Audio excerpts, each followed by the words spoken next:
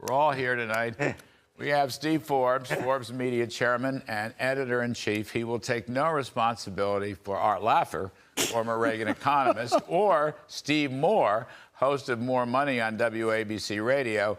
And those two managed to co-author a book called The Trump Economic Miracle without any help from me, which I still think was a big, big mistake. All right. All right. I want to start with the difficulties in this budget resolution.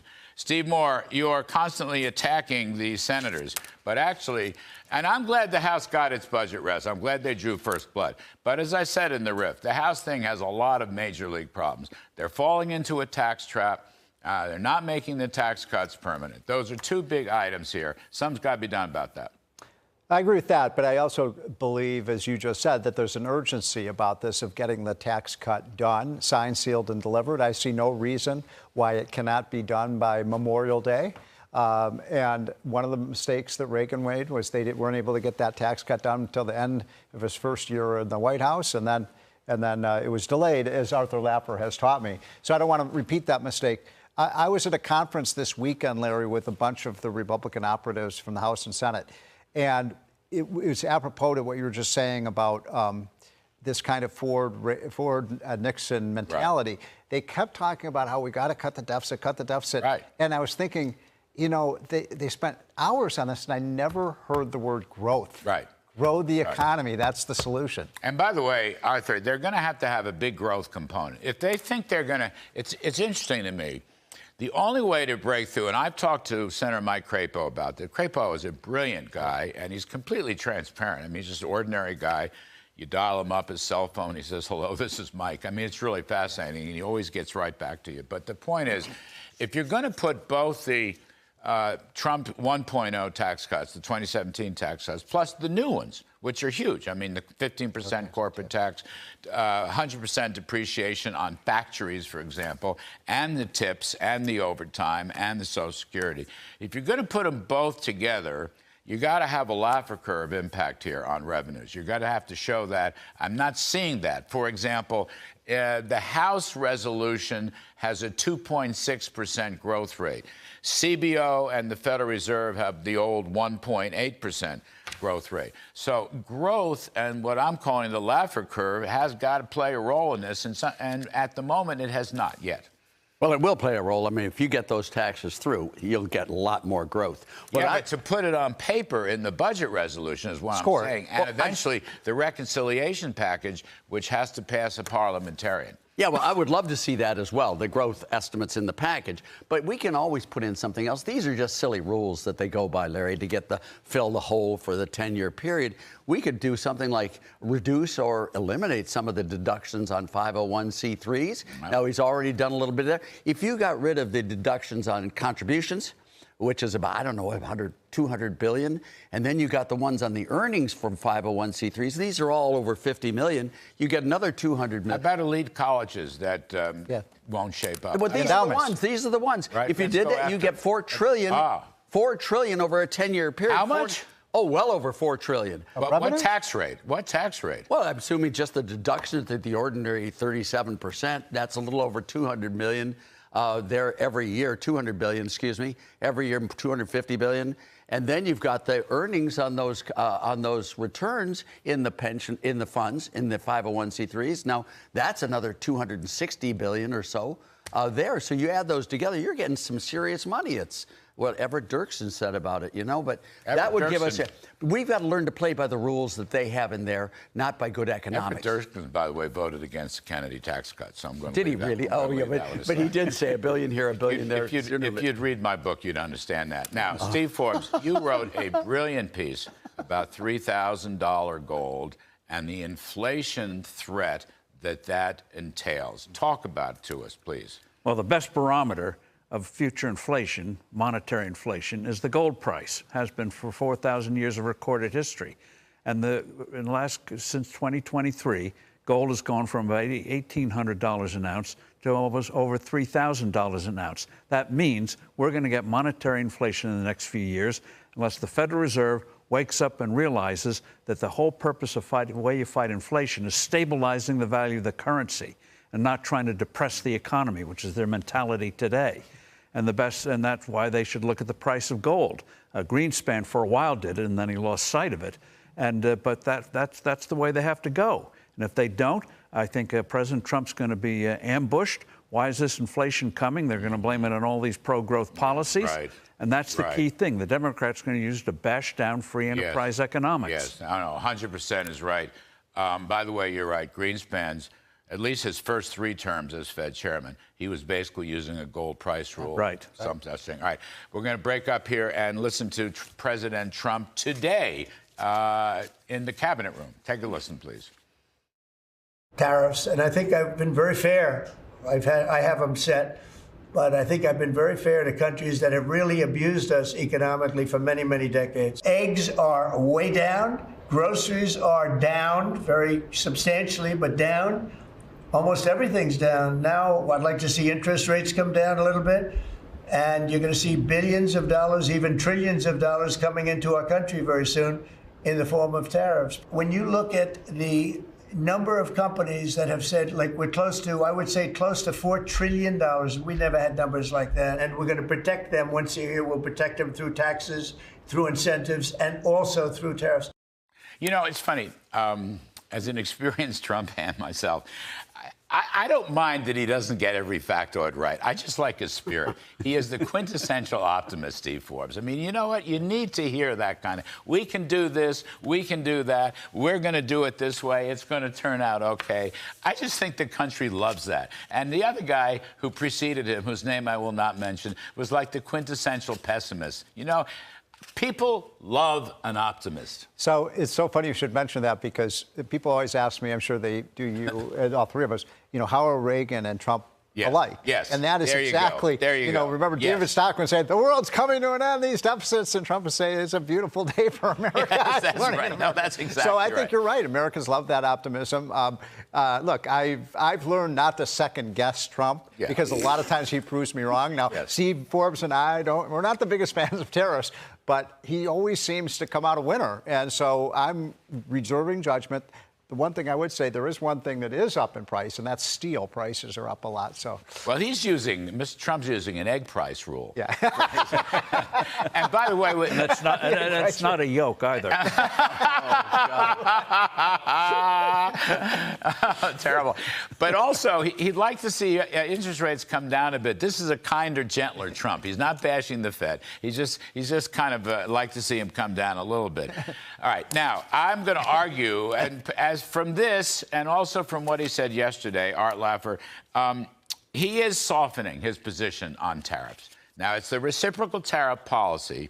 He got out of the chute a little too fast, a little too hard, shook up the stock market. I think now he's more attuned to it. Stock market, by the way, recently likes what it hears better, what it's hearing better than it did before. Just reading some of this stuff from what he said yesterday. He might soften his reciprocal tariff. Here, I may give a lot of countries breaks, okay? He said reciprocal tariffs could stop short of his pledge to equalize U.S. duties in all cases, all right? Quote, I'm embarrassed to charge them what they've charged us. By the way, a place like India, which has exorbitant tariffs, is bringing them down. They're in negotiation right now. So reciprocity is working. And he also said, April 2nd, of course, is the liberation day for reciprocity, but he said that other tariffs on goods like autos, lumber, pharmaceuticals, and semiconductor chips might not be implemented until later, which means he's going to negotiate this through. So I think he has his ear to the ground on this, and I think he is softening it, but I still think it's a good policy. Yeah, he's perfectly aware of what trade is, what trade does, all the problems with Smoot-Hawley tariff, the tariffs of 1890. Believe me, he's fully knowledgeable in all of that. What he has is flexibility, which they did not have historically. And he can threaten tariffs, put them on for a week, and then take them off with executive orders, which gives him a great deal of flexibility to negotiate reciprocity and to look at it and get deals coming to the table. And so far, he's been really successful. Look at Panama, look at Mexico, look at what's happening with India right now, as you mentioned. I have full faith and trust in what Trump does. He knows the dangers of tariff, believe me, and he knows better than to have a collapse of the whole economy, but he knows how to negotiate really, really well. No, that's right. And I do have faith in him on that completely. You know, Steve, I think he's not getting enough credit. Maybe he's not taking enough credit. One country that is really working with him on this is Mexico. The president of Mexico, Sheinbaum, who started out, I mean, she's a big lefty, there's no question about that. She started out, Trump bashing and hostile right after the election. They are working together on the border, on military, on the cartels, and on, by the way, Mexico is slapping tariffs on China because they don't like the cheap imports either. I think that he should get a lot of credit on that. On the other hand, he should watch it on Canada because he may elect another left-winger. This guy, Mark Carney, is a never-Trumper. He's an American hater. I know him, okay? He was a central banker in England and Canada, whoopee. And don't look at the records he had there. No, that's correct. That's correct. And there is a pretty good conservative, Poilievre is his name. Yes. And somehow the Canada-bashing 51st state is giving Carney the advantage, not Poilievre. Then that's going to be a real tragedy, unnecessary tragedy. I just wish you'd stop the talk about the 51st state. Yeah. Because if they ever got in negotiations, which they won't, each province is going to come in as a state. I know you have, each territory is going to come in. You'll have all these new lefty senators. There might be a couple of conservative senators, but all lefty senators. But they're all left of center. Yeah, and they'll vote with right. the Democrats to impeach him. That's right. But I do like the idea of Greenland becoming our 51st state. I mean, can you imagine how much resources? But what about Mexico? Mexico's coming around. Trump deserves credit for that. His reciprocity thing. I'm just saying. Mexico is doing it right, where they're basically sitting down and negotiating. The worst thing you can do is try to retaliate, because that's not going to work with Trump. Right. Plus, we have the economic power, and Trump understands that. So tit for tat is not going to work. Yeah, because their first conversation, she took it seriously. She had her facts ready. She had a real serious conversation rather than name-calling or threatening. Right. And also, she must be scared out of her wits with the rise of the narco state. That's right. They No, are that's well right. armed. That's they have right. drones. Yep. They have sophisticated weaponry. They're not going to be easy to take out, and they're gradually taking over the country. So she needs every bit of help she can, and this provides the cover to really go after the cartels in a way in which you don't rip Mexico apart. And Steve, besides Mexico, I want to come back. I mentioned India. There's a good story, and Reuters is running a good story today. India is bringing its tariffs down across the board, negotiating with our folks. And also, the European Union is bringing its automobile tariff down from 12.5% down to 2.5%, which is what we have. My point is, even though you won't give them any credit, reciprocity is actually working already before it's even put into place. I'm okay with reciprocity. The other thing is, what Milton Friedman would say if he were here at this table is, this is to their benefit to bring their tariffs down. Yes. Right? Europe benefits from lower tariffs, right? Mexico would. So everybody comes off a winner if Trump wins and lowers those tariffs for everyone. But not if you cannot look. Unfair trading practices we have been taken advantage of. I don't know that Milton, maybe whatever he would say about this, dear Milton, who was a friend and mentor to all of us. But the fact remains, we have been taken advantage of. Yeah, we have. And I think Trump's fighting back. I think Americans want him to fight back. Yeah. How about just switching California with Canada? Wouldn't that be a good free trade deal? In California. You can get a couple of other states too. Liberal for liberal. Well, I like Alberta. Trade. I like that. That's the oil part. Oh, of yeah, Canada. that's great. I think that's terrific. Just take the city of Seattle and swap it for Alberta. Okay, I'll have to process that. Art Laffer, how is the economy right now? How is the Well, the American economy, I think, is fine. I've looked through all the major kingdoms. If you look at tax policy, it's not going up. Taxes aren't. We're going to get it. Steve's right. We're going to get that bill. You look at spending, you got DOGE. You've never seen anything like this in your life. Yep. It's way better than the Grace Commission or any of these others that were done. You look at monetary policy. I'll take a little bit of issue with Steve Forbes in this. Gold, I think, is really rising in price to get out of the dollar, which the dollar is the tallest midget in the bunch, but currencies, government-run currencies, are not doing well, and I think people are trying to find alternatives. That's with why Bitcoin, it's going up. Well, and Bitcoin That's too. inflation. Some of that, by the way, is if you're right, it's the other side of the same coin. Yes. That's inflationary. And it's a Bitcoin. Are you worried? How worried are you about inflation? I'm not terribly worried about inflation right today. I'm really not. But I also look at not only monetary, but I look at regulatory policy. We're decontrolled oil and all this stuff. Yes. It's really looking good. And lastly, I do think Trump knows what he's doing on trade. I think he's using leverage. He understands the gains from trade. He understands the leverage he has. And I think he really knows how to play this game well. The point I want to make about that, Steve Forbes, is people should not obsess about these tariffs, okay? Number one, because Trump knows what he's doing, okay? You have some confidence in the guy. Number two, take a look at the numbers. The taxes are probably worth $5-6 trillion tax cuts, okay? The deregulation is probably worth another $2 trillion. If you looked at the reciprocal tariff penalties, it's a couple of $100 billion. So the tax cuts and deregulation is many, many times larger than anything that's going to happen on trade. Trade itself is not that big a deal to the American economy. It's about 12, 13%. So I don't understand why people get so excited, except I do think they want to beat Trump over the head with tariffs and say it's recessionary, it's inflationary, it's going to cause a stock market crash. I don't think any of that's true. I think there's more politics there than economic analysis. Well, those critics, yes. If Trump said the sun rose in the morning, they'd say no, right. It's a Chinese lamp or something. And so I think on that. But in terms of the tariffs themselves, you have to also look at what's the impact on the supply chain. We saw with the lockdowns, one little thing goes wrong and the whole thing gets in trouble. So that gets to the point on the tax cuts. They say, oh, we'll have it by the end of May, Memorial Day. Too late if they have that kind of mentality. Then it'll go into the summer, and then they'll say, well, we got to the end of the year. They got to get big and bold now. Well, they are. And that Senate parliamentarian, I hope she realizes. She's the most powerful person in Washington right now. Actually, though, she's not here to be political. She'll give the two budget committees what they want. Good. But I know we're running over a bit, but Steve Moore, I want to come back to you. Today, for example, the Big Six is meeting. So it's Hassett and Bessent from the White House.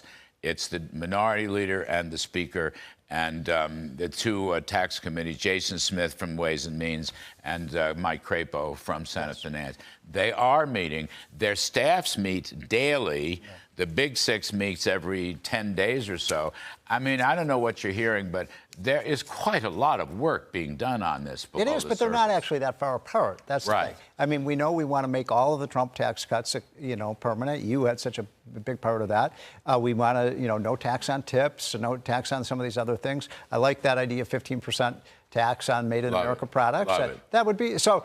And come on, get your act together, guys. You're not that far apart. Deliver this tax cut. 100% depreciation on factories is incredible. I didn't even know. I thought that was expensive. Retroactive to January 20th. And by the way, there is a boom going on. Take a look at the numbers. December, January, and February. Business investment is booming. I think it's an anticipation of tax cuts are a wonderful thing, Arloff. They sure are. And, if you want to play this game, I do suggest, though, you get rid of some of these deductions for 501c3s. I'm all for it. And, you open up the floor and you don't even have to worry about this.